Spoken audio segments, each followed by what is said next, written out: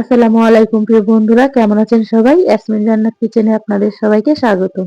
আজকে আমি আপনাদের সাথে খুবই লোভনীয় এবং মজাদার একটি ভর্তা রেসিপি শেয়ার করার জন্য চলে আসলাম। চাপা শুটকি ভর্তা। আর এই চাপা শুটকি ভর্তা পছন্দ করে না এমন মানুষ খুব কমই আছে।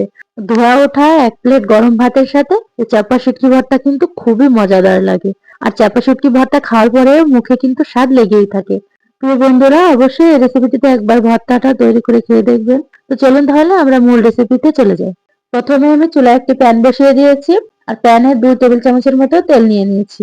তেলটা হালকা গরম হয়ে এলে আমি পেঁয়াজ, কাঁচামরিচ এবং রসুন দিয়ে দিয়েছি। হালকাভাবে ভেজে নেব।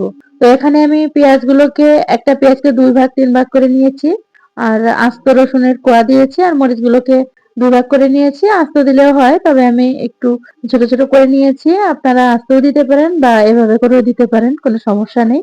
কিছু সময় ধরে রসুন, পেঁয়াজ এবং কাঁচামরিচ গুলোকে ভেজে নিচ্ছি। প্রথমে আমি চাপা শুটকিগুলোকে ভালোভাবে ধুয়ে পরিষ্কার করে নিয়েছি। কুসুম গরম পানি দিয়ে চাপা শুটকিগুলোকে ডলে ডলে ভালোভাবে পরিষ্কার করে নিয়েছি। তো আপনারা দেখতেই পাচ্ছেন, ঠিক এভাবে করে চাপা শুটকিগুলো পরিষ্কার করে নিতে হবে। আর পেঁয়াজ, রসুন, কাঁচামরিচ গুলো হালকাভাবে ভেজে নেওয়া হয়ে গিয়েছে। এগুলো বেশি ভাজবো না, হালকাভাবে ভেজে নেব। পেঁয়াজ, রসুন গুলোকে এক সাইড করে রেখে আরো অল্প পরিমাণে তেল দিয়ে দিচ্ছি চাপা শুটকিগুলো ভেজে নেওয়ার জন্য। তো আপনারা দেখতেই পাচ্ছেন, আমি একটা একটা করে চাপা শুটকি দিয়ে দিচ্ছি ভেজে নেওয়ার জন্য। আমি এখানে আর আজকে ভর্তাটা তৈরি করার জন্য আমি এখানে 6 থেকে 7টা চাপা শুটকি নিয়েছি। আর আপনারা দেখতেই পাচ্ছেন, আমি চাপা শুটকি গুলোকে সুন্দরভাবে ভেজে নিচ্ছি। আর ঠিক এভাবে করেই ভেঙে চুরে নিতে হবে। আর এখন আমি সবগুলো উপকরণ একসাথে মিশিয়ে ভেজে নিচ্ছি। চাপা শুটকিগুলো ভেজে নেওয়ার সময় চুলার আঁচটা মিডিয়াম করে দিতে হবে, তা না হলে শুটকিগুলো পুড়ে যাবে। আর ঠিক এভাবেই করে হালকাভাবে ভেজে নিতে হবে, অনেক কড়া করে ভাজবো না। তো আপনারা দেখতেই পাচ্ছেন, আমার সবগুলো উপকরণ ভেজে নেওয়া হয়ে গেছে। এখন আমি চুলাটা বন্ধ করে দিয়েছি আর কিছু সময় রেখে দেবো ঠান্ডা হওয়ার জন্য।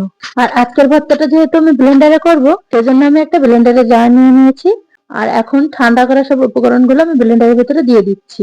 আর আপনারা চাইলে শিলপাটায় বেটে নিতে পারেন, তবে আমি এভাবেই ভর্তাটা তৈরি করে খাই, আমার কাছে খুব মজা লাগে। আর এখন আমি দিয়ে দিচ্ছি 3 চা চামচের মতো সরিষার তেল আর দিয়ে দিচ্ছি স্বাদ মতো লবণ। তো আমি ব্লেন্ডারের জারের সাহায্যে ব্লেন্ড করে নিচ্ছি। তো কিছু সময় পর আপনারা দেখতেই পাচ্ছেন, আমি ব্লেন্ডারের সাহায্যে ভর্তাটা তৈরি করে নিয়েছি। আর ভর্তাটা দেখেই বুঝতে পারছেন কতটা লোভনীয় হয়েছে দেখতে।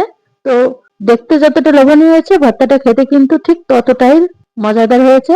প্রিয় বন্ধুরা, আশা করি আমার এই চাপা শুটকি ভর্তা রেসিপিটি আপনাদের খুবই ভালো লাগবে। আর এই ভর্তা রেসিপিটা যদি আপনাদের ভালো লেগে থাকে, তাহলে আমার ভিডিওটিকে লাইক, কমেন্ট এবং শেয়ার করে দেবেন। আর আমার চ্যানেলটিকে সাবস্ক্রাইব করে নোটিফিকেশন অন করে পাশে থাকবেন। আল্লাহ হাফেজ।